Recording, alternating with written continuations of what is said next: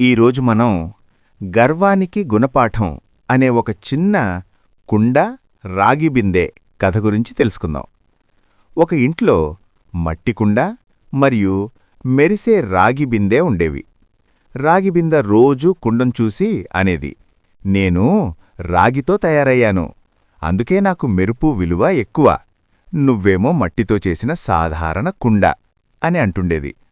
అప్పుడు కుండ నవ్వుతూ ఏమీ మాట్లాడలేదు. ఒకరోజు ఎండలెక్కువయ్యాయి. ఇంటివాళ్లు నీళ్లు ఎవర్లో ఎక్కువ చల్లగా ఉంటాయో చూశారు. కుండలోని నీరు చల్లగా స్వచ్ఛంగా ఉండగా రాగిబిందెలో నీరు గోరువెచ్చగా మారింది.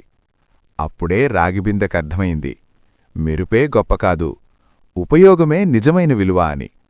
కుండ నిశ్శబ్దంగా నిలబడి తన పనితోనే తన గొప్పతనం చూపించింది.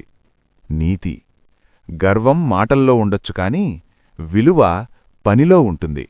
నిశ్శబ్దంగా తన పని తాను చేసుకుంటూ పరులకు సహాయపడేవాడే నిజంగా గొప్పవాడు.